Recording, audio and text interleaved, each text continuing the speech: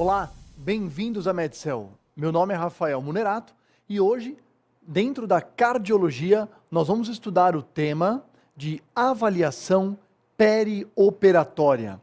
Esse é um tema frequentemente cobrado, não só na nossa atividade clínica, em visitas, em quem trabalha dentro do hospital, em equipe assistencial, como também em questões de prova. Então, não só é uma atividade do cardiologista, muitas vezes ela é do cardiologista, por isso está dentro de um dos capítulos da cardiologia aqui no curso de vocês da Medcel. Mas várias vezes quem acaba executando também esse risco perioperatório é o clínico geral. Então hoje, nessa apresentação, a gente vai passar pelos principais aspectos da avaliação perioperatória, tanto pensando na avaliação cardiológica como na avaliação clínica geral, ok? Vamos lá. Então, primeiro, o próprio nome, né? No passado, o pessoal chamava isso de risco cirúrgico, mas o foco não é só a cirurgia em si, o foco não é só o ato da cirurgia, é todas as ações que compreendem o período antes do paciente operar, durante o procedimento cirúrgico e pós o procedimento cirúrgico. Então, por isso que nós chamamos hoje de avaliação perioperatória, ok? Então, a probabilidade, né, o que a gente chama de a existência de um risco cirúrgico, ok? Então, existe a avaliação perioperatória e faz parte da avaliação perioperatória a gente analisar o risco cirúrgico. Diferente de antigamente, que a gente chamava isso de risco cirúrgico. Bom, a análise do que a gente chama de risco cirúrgico é definido como a probabilidade de ocorrer complicações resultantes da preparação pré-operatória, da anestesia e da própria ato cirúrgico e da fase depois do paciente se recuperar, ok? Morbidade relacionada a procedimentos cirúrgicos acontece de um ponto de vista geral, dado epidemiológico, 3 a 10% dos pacientes. Claro que isso varia muito, varia com a cirurgia, varia com o tipo de paciente, e é isso que a gente vai estudar juntos agora. Objetivos. Então, quando você está avaliando um paciente para esta avaliação perioperatória, ou quando você vai ver uma questão de prova relacionada a isso, tudo o que você fizer tem 4 objetivos. Identificar o paciente, se ele tem uma comorbidade ou não, avaliar o controle dessa comorbidade, quer dizer, se é que o paciente tem alguma doença, alguma comorbidade, como ela está? Está estabilizada? Está instável? Ele está piorando a sua gravidade? Terceiro objetivo, quais são as ações para eu conseguir diminuir o risco do paciente passar por esse procedimento? E por último, escrever as recomendações gerais para o paciente. Então, o item número 1 do risco cirúrgico, avaliação perioperatória, é avaliar o paciente, tá certo? Então, aqui na anamnese, principal destaque para todos os antecedentes pessoais, para a gente poder determinar quais doenças o paciente já sabe que ele possui, quais são as suas comorbidades, né? Então, existem antecedentes pessoais já diagnosticados e antecedentes pessoais suspeitos. Então, às vezes você vai avaliar o paciente, ele nunca teve um diagnóstico de DPOC, mas ele é tabagista e na sua anamnese você percebe que ele deve ter um diagnóstico de DPOC, apesar de ainda não avaliado, diagnosticado. Ainda na anamnese, atenção especial a antecedentes de trombose venosa profunda. Por quê? Porque, pessoal, trombose venosa profunda, profilaxia de trombose venosa profunda é uma das coisas mais importantes na avaliação perioperatória. Isso porque a trombose venosa profunda, que acontece com o paciente internado, que pode levar ao tromboembolismo pulmonar, é a primeira causa de morte hospitalar evitável no planeta, ok? Então, bastante atenção à trombose venosa profunda. E avaliar os medicamentos em uso para fazer a conciliação dessa medicação. Então, no exame físico, a gente vai buscar evidência de doenças que ele já referiu que ele tem, de doenças que você suspeitou na sua anamnese e, principalmente, se ele já sabe que ele tem alguma doença, indícios de quão estabilizado ela está. Então, se já é um paciente cardiopata, a análise do exame físico é para ver ausculta pulmonar, ausculta cardíaca, exame físico vascular, para ter ideia de quão estabilizado esse paciente está, quão compensado. E a mesma forma, doenças pulmonares, doença renal e assim por diante. Bom, depois da gente avaliar o nosso paciente, a gente vai avaliar o procedimento. E do ponto de vista geral, quando a gente estuda as cirurgias, existem cirurgias caracterizadas como alto risco, tá? De mortalidade intraoperatória. Isso é caracterizado por um risco acima de 5% no ato. Isso é alto, né, pessoal? A gente às vezes fala de riscos de 20% em 10 anos. Aqui não, é 5% no ato. Então, quais são cirurgias de alto risco? Todas as cirurgias de emergência, por si só, são de alto risco. Cirurgias prolongadas, com grande perda sanguínea, cirurgias da aorta e dos seus ramos diretos, cirurgias vasculares periféricas. O que eu quero chamar a atenção para vocês, principalmente como dica de prova? Cirurgia de emergência é relativamente fácil a gente lembrar que é um procedimento arriscado, perigoso. Agora, tirando as cirurgias de emergência, olha o foco interessante nas cirurgias vasculares. Pessoal, um dos maiores riscos cirúrgicos que existe são cirurgias vasculares arteriais, né? Então, atenção a isso quando estiver avaliando alguma questão de prova. Cirurgias caracterizadas como risco de complicação intermediário, entre 1 e 5%. Cirurgias de cabeça e pescoço e as otorrinolaringológicas, endarterectomia de carótida externa, até como uma exceção das cirurgias vasculares. Então a gente chamou a atenção que cirurgias vasculares, principalmente arteriais, são bastante perigosas, mas a endarterectomia de carótida externa é mais segura, ok? É uma cirurgia vascular arterial relativamente mais simples. As cirurgias neurológicas, as cirurgias ortopédicas se enquadram com risco intermediário, cirurgias uroginecológicas e cirurgias intratorácicas, intraperitoneais. Então, estas são as cirurgias de risco intermediário na nossa avaliação. E as cirurgias de baixo risco são as cirurgias dermatológicas em procedimentos endoscópios, cirurgias de mama e oftalmológicas. Então é muito interessante a gente começar fazendo essa análise. Por exemplo, vários pacientes idosos, né? Então, a idade já é um fator preocupante. Ainda existe alguma comorbidade nesse paciente idoso? Vai ser submetido a uma cirurgia de catarata, por exemplo, né? Por definição, pessoal, toda cirurgia oftalmológica é de bastante baixo risco, né? Então aí para a gente poder ponderar a nossa avaliação clínica e orientações, ok? Bom, anestesia. Vale a pena também, a título de informação geral, a gente conhecer um pouco do efeito que a anestesia causa nas pessoas. Em geral, as anestesias geram vasodilatação e uma leve depressão miocárdica. Então, por conta disso, muitos pacientes têm sim uma queda de pressão arterial nesse período dentro do centro cirúrgico, dentro do procedimento e no pós-operatório. Por isso que às vezes na recuperação pós-anestésica ficam aguardando a melhora da pressão arterial. Do ponto de vista pulmonar, o efeito da anestesia é diminuição do volume corrente. Então por isso que existe o risco do paciente ter atelectasia, né? Inclusive como uma das causas de febre no período pós-operatório.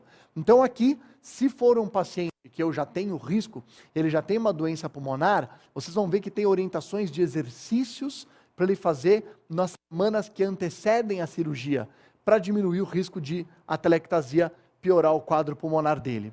Do ponto de vista endocrinológico, a anestesia aumenta o nível de adrenalina, aumenta o nível de cortisol e aumenta os níveis de ADH, só para a gente poder contemporizar. Por isso que muitos desses pacientes, por exemplo, diabéticos, descompensam, né, o diabetes e assim por diante. Então, a anestesia com vários efeitos.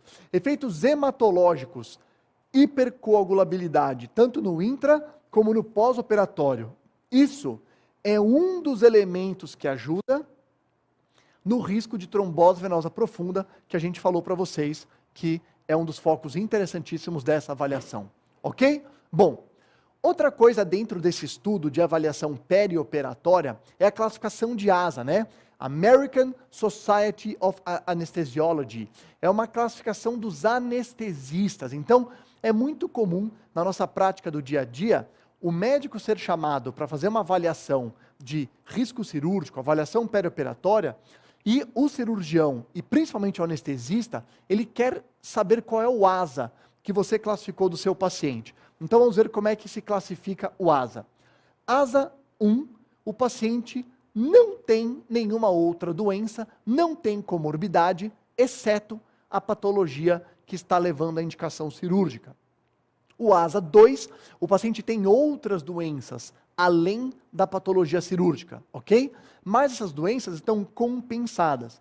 Então, se ele tem um DPOC, classe funcional 1. Se ele tem uma insuficiência cardíaca, classe funcional 1. Se ele tem uma hipertensão, se ele tem diabetes e assim por diante, elas estão compensadas. ASA 3, o paciente possui doença sistêmica além da doença cirúrgica, mas ela tem uma classificação mais grave por si só. Por exemplo, todo paciente com angina estável é ASA 3. O paciente DPOC, classe funcional 2 ou 3. Ou paciente com ICC, classe funcional 2 ou 3. Todo paciente que infartou na vida, olha só, antes de 6 meses, você vê que é mais perigoso ainda. Mas vamos supor que já passaram anos que o paciente infartou. Independente de como ele está agora, ele sempre vai ser ASA 3. Bastante interessante, né? Então, todo paciente coronariano, por definição, é ASA 3. Ou seja, ele tem um risco maior do período perioperatório. E ASA 4, ele possui doença sistêmica grave, né? E ou está descompensada, ou ela tem uma classificação por si só de bastante gravidade. Então, é um DPOC classe 4, ou ICC classe 3 ou 4. Ou ele teve uma síndrome coronariana aguda mais recente, antes de 6 meses. Então, olha que interessante. Se o paciente estiver infartado e precisar fazer uma cirurgia antes de 6 meses, ele, por definição, é ASA 4, ou seja, muito risco de ter complicação intraoperatória. Perfeito? E ASA 5, pessoal, é paciente em estado gravíssimo, moribundo, com expectativa de vida menor de 24 horas e, em geral, é contraindicado o procedimento cirúrgico nesses casos, ok? Isso a gente vê mais em pacientes que entram no serviço de emergência. A importância, deixa eu vir agora um pouco para essa câmera conversar com vocês, a importância desse estudo, desse conceito do ASA, do conceito do próprio procedimento cirúrgico associado ao risco, é até para a gente alinhar expectativas com a família, pessoal, ok? É muito importante, todo procedimento cirúrgico traz um risco por si só, e a gente poder tangibilizar esse risco ajuda na comunicação com o paciente e com a família. Perfeito? Muito bom. Vamos retornar aqui no nosso estudo. A gente acaba associando o estudo da cirurgia, da anestesia, característica do paciente, para começar a desenhar essa avaliação de risco, né? E tudo isso pode entrar dentro da sua avaliação de risco. Olha só, risco de complicações cardiovasculares que estão aqui embaixo é o mais temido, é o que mais eles vão esperar da sua avaliação perioperatória. Mas a gente não deve ficar restrito à avaliação cardiovascular, risco de infartar, risco de um acidente vascular encefálico. A gente tem que avaliar risco do desmame da ventilação mecânica, risco de descompensar a doença de base, risco de insuficiência renal, risco de endocardite e o risco do tromboembolismo venoso. Nós vamos ver alguns desses agora e, claro, depois finalizar com a avaliação cardiovascular, que é a mais importante, a mais perigosa, ok? Pessoal, profilaxia de trombose venosa profunda. Como eu falei para vocês, é um dos itens fundamentais para a gente estudar, porque a embolia pulmonar é a primeira causa de morte evitável intra-hospitalar. Então, num primeiro momento, a gente vai estudar os fatores de risco que o próprio paciente tem para a ocorrência de uma trombose venosa profunda. E depois, mais para frente, a gente vai ver alguns procedimentos cirúrgicos que sozinhos aumentam muito também o risco da trombose acontecer. Então, quais são fatores de risco clínicos que aumentam a chance da trombose venosa profunda e a gente tem que ficar atento às ações de profilaxia? Pacientes que tiveram acidente vascular encefálico prévio, pacientes oncológicos em uso de químio ou hormonioterapia, uso de catéter venoso central, doença inflamatória intestinal, doença respiratória grave, reumatológica, gravidez e parto, tromboembolismo venoso prévio e síndromes coronarianas agudas. Insuficiência cardíaca, principalmente classe funcional 3 ou 4, insuficiência arterial, insuficiência venosa crônica, internação em UTI e obesidade. Paresia, paralisia de membros inferiores, terapia de reposição hormonal, todo mundo sabe aquela máxima, né? Da mulher que toma pílula anticoncepcional e fuma, né? O risco de trombose venosa profunda. Síndrome nefrótica, porque aumenta a coagulabilidade, trombofilias, ok? E essas são as características clínicas que aumentam o risco de trombose venosa profunda. Agora, a gente vai ver alguns procedimentos cirúrgicos que por si só são de altíssimo risco. E como é que a gente vai ligar as duas coisas? Se o paciente for fazer um procedimento de alto risco de trombose venosa profunda, ele já vai merecer as profilaxias. Se o paciente for fazer outros procedimentos que não acarretam esse alto risco, vai avaliar a análise daqueles fatores de risco. Então vamos lá. Cirurgias de alto risco: artroplastia de quadril, artroplastia de joelho, fratura de quadril, oncológica, politrauma e trauma raquimedular. Pessoal, algumas dessas, quando você vai estudar a epidemiologia, por exemplo, artroplastia de quadril e joelho, a incidência de trombose venosa profunda é 50%. Quer dizer, é altíssima. Ela por si só já nos orienta que deve ser feita a profilaxia. Agora, e outras cirurgias? E se o paciente for fazer outras cirurgias? Aqui entra a análise dos fatores de risco. Então, outras cirurgias. Se for um paciente idoso, a gente classifica como alto risco e vai tomar a conduta da profilaxia. Se for um paciente que não é idoso, é adulto, jovem, entre 40 e 60 anos, a gente avalia aqueles fatores de risco para tromboembolia. Se não houver, é risco intermediário. Se houver, ele é alto risco. E se for um paciente menor de 40 anos, que tenha fator de risco, fica intermediário, porque a idade ajudou a diminuir o risco dele. Menos de 40 anos, sem fator de risco, baixo risco de tromboembolismo venoso. Ok? Muito bom. Insuficiência renal aguda é uma outra preocupação. Primeiro, porque vários procedimentos acabam usando medicações nefrotóxicas, acabam fazendo com que o paciente perca volume, né? E se a gente não tiver atenção, né, ao controle dessa diurese, a gente pode adicionar um problema para o paciente, que é a piora de função renal no período perioperatório. Então, ocorrem até 30% das cirurgias e quando o paciente desenvolve insuficiência renal aguda, aumenta a sua mortalidade, que é algo que nos interessa. Quais são as cirurgias que dão risco de insuficiência renal aguda? E aí, por si só, eu tenho que evitar medicação nefrotóxica, tenho que manter o paciente bastante hidratado, controlar a diurese e controlar a função renal. Toda cirurgia cardíaca é de risco para insuficiência renal aguda. Cirurgias da aorta, cirurgias vasculares periféricas, paciente com insuficiência cardíaca grave, pacientes hepatopatas. Claro, aquele que já tem alteração renal antes da cirurgia, ele pode agudizar uma insuficiência renal crônica. E paciente idoso, porque todo idoso tem uma diminuição do clearance de creatinina. Perfeito? Vamos lá.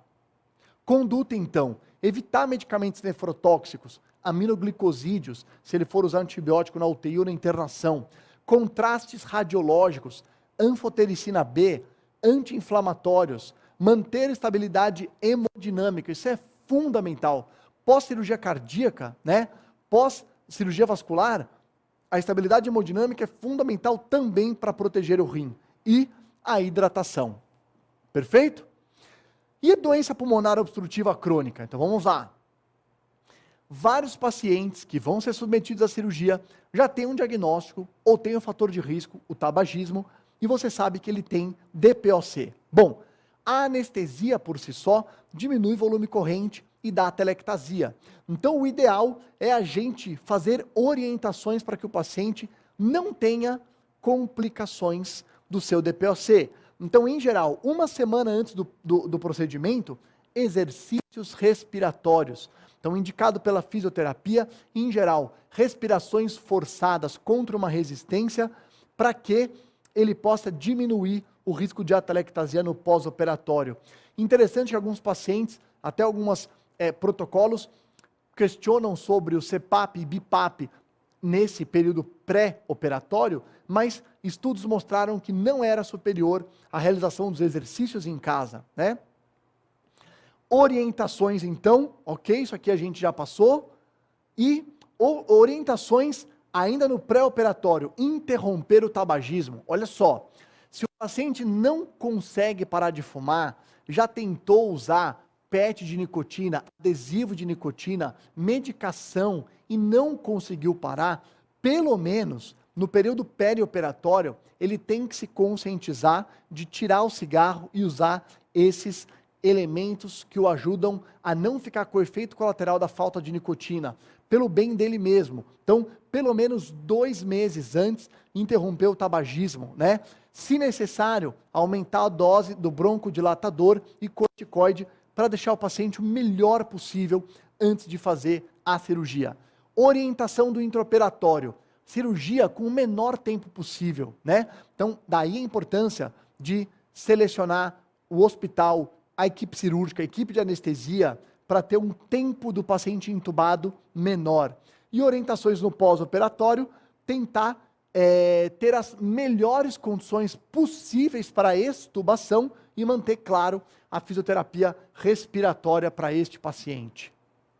Bom, e chegamos no ponto em que a maior parte das pessoas associa a avaliação pré-operatória risco cirúrgico com risco cardiológico, né? Faz parte, é importantíssimo. Por quê? Porque o maior medo das pessoas fazerem cirurgia é de infartar ou de ter uma parada cardíaca no ato cirúrgico ou no pós-operatório.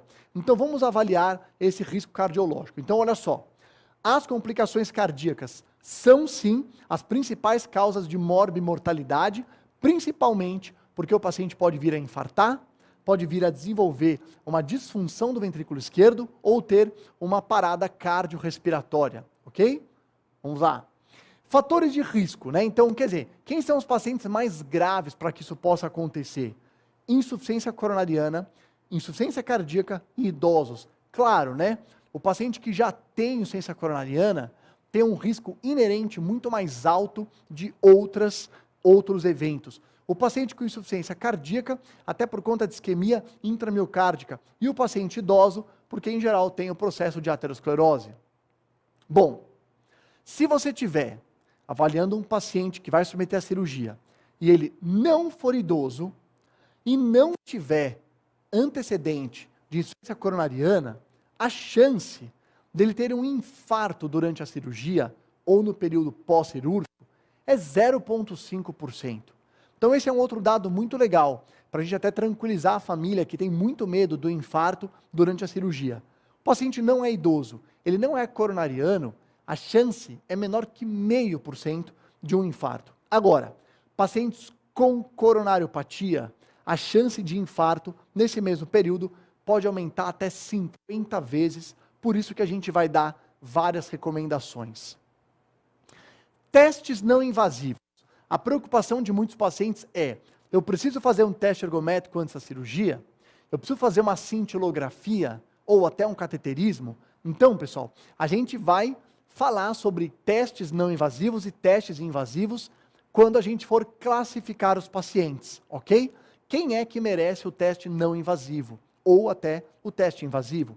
Mas do ponto de vista geral, só para vocês saberem, fazer o teste ergométrico ou cintilografia ou ecoestresse em todo mundo não é superior à acurácia da classificação de risco. Ou seja, a gente tem estudos que nos dá segurança de dizer quem que merece o teste não invasivo e quem que eu fico tranquilo em não fazer. Então eu não tenho indicação de sair fazendo teste ergométrico ou cintilografia ou eco para todo mundo.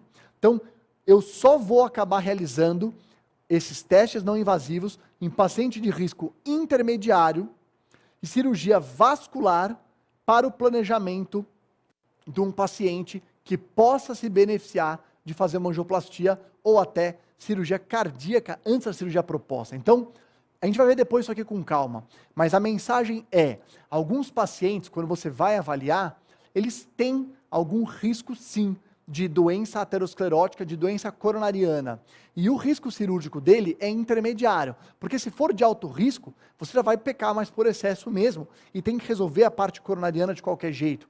Em geral, vai para o teste invasivo cineangiocoronariografia. Agora, um paciente de risco intermediário é onde eu lanço mão do teste ergométrico, da cintilografia. Se vier alterado, eu vou resolver o problema coronariano antes da cirurgia. Se vier normal, a gente vai poder autorizar o paciente a fazer a cirurgia. Então, esses são os 3 exames que são utilizados como teste não invasivo. O teste ergométrico, a cintilografia ou com droga ou com esteira, e o ecocardiograma também com estresse, ok? Vamos lá. Condutas para o paciente de alto risco cardiovascular. Bom, quando a gente for estudar a classificação e a gente classificar o paciente como alto risco cardiovascular, você vai adiar a cirurgia eletiva até investigação da ICO e conduta específica. Então, olha só, o paciente ia fazer uma cirurgia eletiva, passou pela avaliação do clínico, do cardiologista, foi feita a avaliação perioperatória e a gente definiu que ele tem alto risco cardiovascular. Esquece a cirurgia eletiva por enquanto, vamos avaliar a coronariopatia e tratar, porque se ele for operar sem fazer isto, ele tem chance sim de infarto no intraoperatório. Então, os pacientes que tiveram infarto, como a gente viu já nos outros slides, se ele fizer o procedimento antes de 6 meses, ele vai ser asa 4, né? Não faz sentido. Então, no mínimo, ele tem que esperar 6 meses antes para fazer uma cirurgia eletiva. Nós vamos estudar uso de beta-bloqueadores, uso de estatinas, uso de aspirina, tudo isso nos próximos slides vai ficar mais claro para vocês, ok? Então vamos entrar no score de avaliação de risco cardiovascular, perfeito? Excelente. Então, etapa 1. Então, a primeira etapa, quando eu vou fazer a minha avaliação de risco cardiovascular, é excluir condição cardíaca aguda. Então, o paciente não teve síndrome coronariana aguda, choque cardiogênico, edema agudo de pulmão e arritmias graves. Porque se ele teve, claro, a gente vai suspender a cirurgia pelo esse período de pelo menos 6 meses até a gente compensar o paciente. Etapa número 2. Existe um algoritmo feito pelo American College of Physicians que foi validado no Brasil. Portanto, ele é um algoritmo de preferência utilizado e está na nossa diretriz da Sociedade Brasileira de Cardiologia. Então, a gente vai usar um algoritmo de risco cardíaco para esse paciente. Então, ele é validado no Brasil, usa muitas variáveis clínicas, cardiológicas e não cardiológicas, e separa os tipos cirúrgicos diferentes do paciente. Nós vamos classificar os pacientes em classe 1 e 2 ou 3. A classe 2 e 3 cada vez mais andam juntas e a classe 1 seleciona aqueles de menor risco. Então, como é que eu dou, pessoal, esse score de pontos? É o que está aqui nessa tabela. Então, vamos ver juntos. Ó. Teve infarto há menos de 6 meses? 10 pontos. Há mais de 6 meses? 5 pontos. Tem angina estável, classe 3? 10 pontos. Classe 4, 20 pontos. Edema agudo de pulmão na última semana? Edema agudo de pulmão em qualquer época da vida? Cirurgia que ele vai realizar é de emergência? Está ali os pontos. Estenose aórtica grave detectada no seu exame físico? Tem um ritmo que não é sinusal ou extrasístoles atriais ou extrasístoles ventriculares? detectada no eletrocardiograma ou Holter, avaliação cardiológica?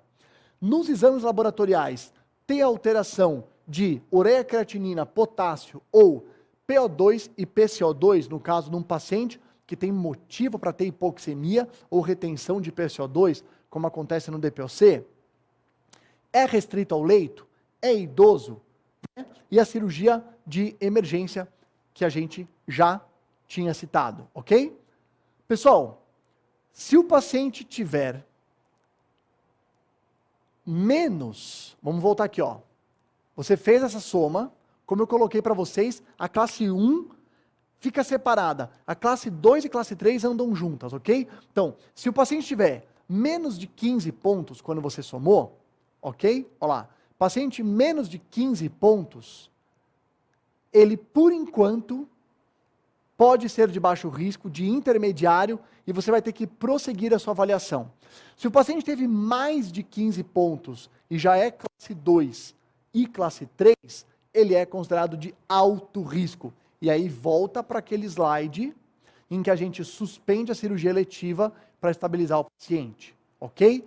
Agora, se o paciente for classe 1, se o paciente for classe 1, a gente vai avaliar umas variáveis de risco estudada por dois autores chamados Eagle e Vanzetto. Então, estas aqui são as variáveis de risco. O paciente classe 1 do primeiro score, eu vou avaliar idade, de novo, 70 anos, diabetes, história de CC, história de hipertensão com lesão de órgão-alvo, hipertrofia ventricular esquerda grave, angina, infarto, alterações isquêmicas do eletrocardiograma ou eletrocardiograma com onda Q patológica, de infarto antigo. Se ele tiver mais de duas destas variáveis, ele é classificado como risco moderado. Se ele não teve a pontuação, foi menor que 15 pontos, classe 1, e zero dessas variáveis, ou seja, o ponto que ele ganhou foi por outra coisa, né? Ou até uma variável, ele é baixo risco. Então é assim que a gente faz a avaliação cardiológica. Soma aqueles pontos, mais de 15 pontos, alto risco, menos de 15 pontos, variáveis de Eagle e Vanzetto. 0 a 1, baixo risco. Mais de 2, moderado. O que eu faço com um paciente de risco moderado? Aqui eu divido em cirurgia vascular e não vascular. Cirurgia não vascular, liberado. Não precisa teste ergométrico, não precisa eco, não precisa cintilografia. Mas, se for uma cirurgia vascular, é aqui que está a correta indicação, a indicação de diretriz dos testes não invasivos. Então, é para o paciente de risco intermediário, pelo score de pontos e variáveis de Eagle e Vanzetto, que vão se submeter até a cirurgias vasculares. Nesse que eu sou obrigado a fazer o teste não invasivo, ok? Então, vamos lá. Condutas com paciente de alto risco. Anteriormente, as diretrizes não tocavam nesse assunto de contraindicar o procedimento.